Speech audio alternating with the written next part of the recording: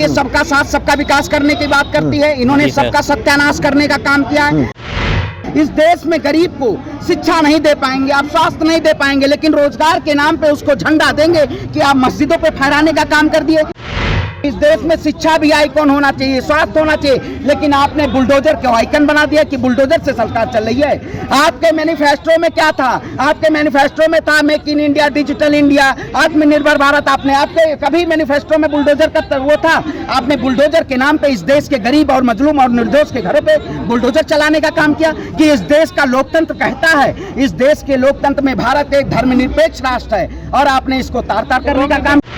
Bharatiya Janata party में कट्टर हिंदू का एक वो चल रहा है कि सबसे बड़ा कट्टर हिंदू कौन है, योगी जी हैं या कौन है, राज ठाकरे हैं, क्योंकि सब चोला पहन के इस देश में सामूहिक धार्मिक संप्रदाय करवाना चाहते हैं। लेकिन हम इस देश की जनता के लिए लड़ाई लड़ने का काम कर रहे हैं, क्योंकि आजाद भगत सिंह और अशफाक उल्लाह खान, मौलाना आजाद जैसे क्रांतिकारी लोगों का ये देश है। ये केवल भारतीय जनता पार्टी की ये बपौती नहीं है। भारतीय जनता पार्टी इस देश में अगर नफरत फैलाने का प्यार करेगी, आने वाली नफरत जो होगी वो हमारी नस्लों को बर्बाद कर देगी। इसलिए हम इस लड़ाई को लड़ रहे हैं। वो लाउड स्पीकर उतरवाने की बात कर रहे हैं, वो इस देश में दंगा भड़काने की बात कर रहे हैं। लाउड स्पीकर नहीं उतरेगा, हनुमान चालीसा भी होगी इस देश में, अजान भी होगा। और जिस तरह से इस सरकार ने इस सरकार को जनता को गुमराह करने का काम किया है, ये वाकई में बहुत बड़ी देश के खतरे की घंटी बज चुकी है। आने वाले अगर लोग सतर्क नहीं होंगे तो ये वाकई में देश के लिए बहुत खतरा है। और जिस तरह से एक धार्मिक उन्माद फैलाया जा रहा है, धर्म के नाम पे एक षड्यंत्र किया जा रहा है, राज ठाकरे, साध्वी प्रज्ञा, ऐसे जैसे लोग, जो बजरंग मुनि जैसे लोग, ये एक चोला पहन के इस देश में धार्मिक उन्माद फैलाने का काम कर रहे हैं। अगर धार्मिक उन्माद फैलाया जाएगा तो हम इनके खिलाफ आवाज उठाने का काम करेंगे, और एक ऐसी तानाशाही अहंकारी सरकार का खात्मा होगा इस देश से, तभी हमारा लोकतंत्र बचेगा। इस देश में अगर अवैध तरीके से, तो भारतीय जनता पार्टी का केंद्रीय कार्यालय भी अवैध निर्माण में बना हुआ है। भारतीय जनता पार्टी के शासनकाल में दीनदयाल मार्ग पे बना केंद्रीय कार्यालय, आखिर वो जमीन वहाँ किसकी थी? डीडीए की जमीन थी। लेकिन जिस तरह से इतना बड़ा महल विकास की तरह बनाया गया, आपने देखा होगा बीजेपी का कार्यालय, आखिर लग रहा है आलीशान से भी बड़ा है। तो इस देश में सबसे पहले उसमें बुलडोजर चला। पार्टी भी तो सबसे बड़ी है। नहीं, पार्टी देश में तो विकास जो कहती है, सबका साथ सबका विकास करने की बात करती है, इन्होंने सबका सत्यानाश करने का काम किया है। आप बताइए, जहांगीरपुरी में जो बुलडोजर चला, वो वाकई में क्या न्याय और प्रतिपक्ष के साथ चला? वो बुलडोजर सीधे तौर पे अगर किस पे? नहीं, अवैध कब्जों पे। कौन सा कोई नोटिस आया था? सुप्रीम कोर्ट ने जब आदेश दिया कि इस पे रोक लगनी चाहिए, यथास्थिति बरकरार रहनी चाहिए, उसके बाद भी बुलडोजर चलता रहा। नहीं, आप आरोप लगाते हैं एक समुदाय पे बुलडोजर चलता है, हालांकि गुप्ता जी का भी तो दुकान टूटी है। नहीं, ये देखिए जिस तरह से इस देश में, तो वही कहते हैं लगेगी आग तो आए कई घर जग में, यहाँ सिर्फ हमारा मकान थोड़ी है। तो उन लोगों को समझना होगा जिनको आज महंगाई नहीं दिख रही है, लेकिन धर्म के नाम पे एक ऐसी सियासत की जा रही है आरएसएस और बजरंग दल के द्वारा। अगर धर्म खतरे में होता तो शायद अमित शाह जी का बेटा बीसीसीआई अध्यक्ष नहीं बनना चाहिए था, उसको संघ और बजरंग में आना चाहिए था, उसको संघ में ज्वाइन करना चाहिए था। इस देश में गरीब को शिक्षा नहीं दे पाएंगे, आप स्वास्थ्य नहीं दे पाएंगे, लेकिन रोजगार के नाम पे उसको झंडा देंगे कि आप मस्जिदों पे फहराने का काम कर दिए। अगर क्या इस देश में आप जो त्योहार मनाया जा रहा है, वो एक धर्म और विशेष के नाम पे मनाया जा रहा है? ये हमारा, चाहे हम रामनवमी मनाते हैं, चाहे हनुमान चालीसा मनाते हैं, जिस तरह से एक ऐसे धर्म को प्रदर्शित किया गया है। मैं भी हिंदू समाज से आता हूं, लेकिन क्या हिंदू की परिकल्पना करना, जो एक नए तरीके से परिकल्पना की जा रही है कि आप तलवार लेके और बड़े बड़े हथियार लेके आप इस देश में रामनवमी मनाया जाएगा। इस देश में इससे पहले भी रामनवमी मनाया जाता था, हनुमान चालीसा होता था। अजान और लाउड स्पीकर के नाम पे इस देश में राजनीतिक पार्टियां सियासत कर रही हैं। क्या इस देश में लोकतंत्र का खात्मा नहीं किया जा रहा है? इस देश में बाबा भीमराव साहब अम्बेडकर के संविधान को तार तार किया जा रहा है, जिसमें समता मूलक समाज की बात थी। आज एक ऐसे समाज के लिए आपने शाहीन बाग के नाम पे देखा होगा अवैध निर्माण जो है, लेकिन एक दंगा करा के एक प्रायोजित तरीके से उस पे बुलडोजर चलाना और उसके बाद चिन्हित चलना जगहों को, ये कहाँ का न्याय है? शाहीन बाग पे बुलडोजर चल रहा है, ये कहाँ खबर आ रही है कि बुलडोजर भी आ गया है। ये कहाँ क्या न्याय है? देखिए, क्या आजादी के 75 साल हो चुके हैं, इस देश के लोकतंत्र में आजादी के 75 साल में बुलडोजर क्या नहीं था। ये बुलडोजर को सीधे तौर पे कानून को ताक पे रख दिया गया है, लेकिन हम एकता, अखंडता और संप्रभुता की लड़ाई को लड़ रहे हैं। और जिस तरह से इस देश में अगर किसी भी समाज के प्रति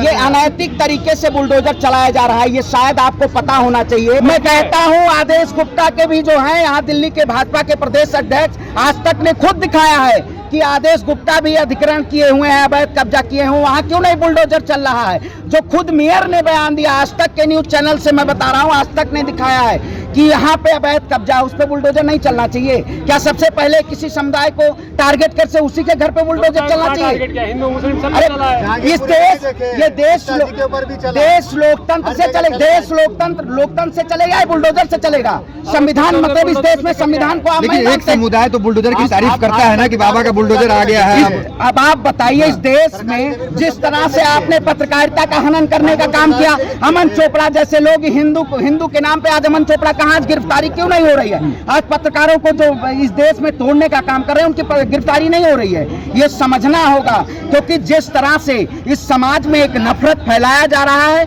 और एक बुलडोजर ये कोई विकास का वो नहीं है, आइकॉन है कि इसको आप बना दिए हैं। इस देश में शिक्षा भी आइकॉन होना चाहिए, स्वास्थ्य होना चाहिए, लेकिन आपने बुलडोजर को आइकन बना दिया कि बुलडोजर से सरकार चल रही है। आपके मैनिफेस्टो में क्या था?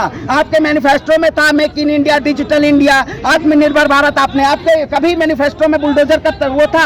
आपने बुलडोजर के नाम पे इस देश के गरीब और मजलूम और निर्दोष के घरों पे बुलडोजर चलाने का काम किया कि इस देश का लोकतंत्र कहता है, इस देश के लोकतंत्र में भारत एक धर्मनिरपेक्ष राष्ट्र है, और आपने इसको तार-तार करने का काम किया। कहता है कि आपने सरकारी जमीन पे कब्जा कर लो, लोकतंत्र में कहा लिखा है अब सरकारी जमीन? नहीं, आपने क्यों कहा था जहां झुग्गी वही मकान? क्यों कहा था बताइए? जहां झुग्गी उसमें लिखा था आपने कि अवैध में जहां झुग्गी होगी वहां मकान नहीं देंगे, कहा था आपने। तो लोकतंत्र में अरे फिर गोदी मीडिया वाली पत्रकारिता कर रहे हैं। आपने कहा था, आपने कहा था गोदी मीडिया वाली पत्रकारिता मत करिए, जहां झुग्गी वही मकान। तो आप क्यों इस देश की जनता को गुमराह करने का काम कर रहे हैं? धार्मिक मुद्दों में देश की जनता को गुमराह करने का काम कर रहे हैं। आज जैसे ही पत्रकार इस देश की जनता को तोड़ने का काम कर रहे हैं। अगर सच्चाई दिखाने का काम करिए तो देश की आवाम से महंगाई पे बुलडोजर चलवाइए। इस देश में बेरोजगारी चरम पे, उस पे बुलडोजर चलने के लिए तैयार है कि देश की जनता को रोजगार मिले, पढ़े लिखे युवाओं को रोजगार मिले। योग्यता के अनुसार इस देश में नौकरियां नहीं है, लेकिन भारतीय जनता पार्टी धर्म, हिंदू मुसलमान की दुआई देके कहीं भी कब्जा कर ले सरकारी नहीं। आप बताइए तो क्यों कहता आपसे क्या सवाल? सबका साथ, सबका विकास, सबका प्रयास क्यों कहा था आपने? आपने स्लोगन क्यों दिया था भाई? जनता को झूठलाने के लिए आपने झूठ और फरेबी की। अच्छा, मैनिफेस्टो लीगल तो इस देश की जनता को गुमराह करेंगे आप? लीगल नहीं है तो इस देश की जनता को गुमराह न करिए। जनता जानने के लिए तैयार है, क्योंकि आपके ही सरकार के शासनकाल में आज गरीबी हंगर इंडेक्स में निचले पायदान पे है। आप कहते हैं देश में डंका बज रहा है, आप कह रहे हैं विश्वगुरु बनेगा, लेकिन देश को विश्वगुरु बनाने का काम किया है। गृह युद्ध करवाया जा रहा है। राज ठाकरे जैसे लोग, ये अब इस भारतीय जनता पार्टी में कट्टर हिंदू का एक वो चल रहा है कि सबसे बड़ा कट्टर हिंदू कौन है? योगी जी हैं या कौन है? राज ठाकरे हैं, क्योंकि सब चोला पहन के इस देश में सामूहिक धार्मिक संप्रदाय करवाना चाहते हैं। लेकिन हम इस देश की जनता के लिए लड़ाई लड़ने का काम कर रहे हैं, क्योंकि आजाद भगत सिंह और अशफाक उल्लाह खान, मौलाना आजाद जैसे क्रांतिकारी लोगों का ये देश है। ये केवल भारतीय जनता पार्टी की ये बपौती नहीं है। भारतीय जनता पार्टी इस देश में अगर नफरत फैलाने का प्यार करेगी, आने वाली नफरत जो होगी वो हमारी नस्लों को बर्बाद कर देगी। इसलिए हम इस लड़ाई को लड़ रहे हैं। सरकार तो माफिया खत्म करने के लिए बुलडोजर चला रही है, इसमें क्या आपत्ति है? अब जब सरकार माफिया में बैठे हो, जो सत्ता में ही माफिया बैठे, 73 मुकदमे आपके ऊपर लगे थे, किसके ऊपर लगे थे बताइए? ये बताइए, राज ठाकरे कह रहे हैं हिंदू तैयार रहो, 3 मई के बाद बुलडोजर ये हटाना है लाउड स्पीकर, इसमें क्या कहेंगे? तैयार है? नहीं, क्यों तैयार है? हम कहते हैं इस देश में हिंदू और मुसलमान सबके लिए हम खड़े हैं। जो आज लाउड स्पीकर उतरवाने की बात कर रहे हैं वो इस देश में दंगा भड़काने की बात कर रहे हैं। लाउड स्पीकर नहीं उतरेगा, हनुमान चालीसा भी होगी इस देश में, अजान भी होगा। और जिस तरह से इस सरकार ने इस सरकार को जनता को गुमराह करने का काम किया है, ये वाकई में बहुत बड़ी देश के खतरे की घंटी बज चुकी है। आने वाले अगर लोग सतर्क नहीं होंगे तो ये वाकई में देश के लिए बहुत खतरा है। और जिस तरह से एक धार्मिक उन्माद फैलाया जा रहा है, धर्म के नाम पे एक षड्यंत्र किया जा रहा है। राज ठाकरे, साध्वी प्रज्ञा, ऐसे जैसे लोग, जो बजरंग मुनि जैसे लोग, ये एक चोला पहन के इस देश में धार्मिक उन्माद फैलाने का काम कर रहे हैं। अगर धार्मिक उन्माद फैलाया जाएगा तो हम इनके खिलाफ आवाज उठाने का काम करेंगे और एक ऐसी तानाशाही अहंकारी सरकार का खात्मा होगा इस देश से, तभी हमारा लोकतंत्र बचेगा। आपको आपत्ति नहीं है अजान से? कोई दिक्कत नहीं है? नींद में खलल तो नहीं होता? भाई मुझे क्यों आपत्ति है? मैं तो कहता हूँ जय सिया राम, जय श्री राम के नाम पे हम मस्जिदों पे झंडा फहराने नहीं जाएंगे। आप बताइए, भगवान राम जो राम राज्य की कल्पना करते हैं वो राम के नाम पे लोगों को तोड़ने का काम करते हैं। ये राम के नाम पे दंगा फैलाने का काम करते हैं, राम के नाम पे जनता को बेरोजगार करने का काम करते हैं, राम के नाम पे इस देश की आवाम को ठगने का काम करते हैं, राम के नाम पे इन्होंने चंदा चोरी करने का काम किया। ऐसी पार्टी जो इस देश में आवाम को अगर खतरे में डालेगी तो हम उसके लिए हमेशा लड़ाई के लिए हमेशा खड़े होने का काम करेंगे। ना मुझे अजान से दिक्कत है, ना मुझे हनुमान चालीसा से दिक्कत है, लेकिन ये आरएसएस, नारंगी, कंघी, बजरंगी, संघी, ये जो लोग हैं जो इस देश में ये उन्माद फैला रहे हैं, जो कह रहे हैं एक विशेष समुदाय से आप सामान मत खरीदिए, हम सभी से सामान खरीदेंगे। बीजेपी से इतनी आपत्ति क्यों? आप खुद अयोध्या से आते हैं तो वहाँ तो कहा जाता है कि बीजेपी में रहता है हमेशा। बीजेपी में तो आप गुमराह हो गए क्या? देखिए, भगवान राम ने जब राम राज्य की स्थापना, जब उन्होंने लंका पर विजय प्राप्त करके रावण का वध करके, रावण हमारे समाज से था लेकिन रावण अहंकारी था।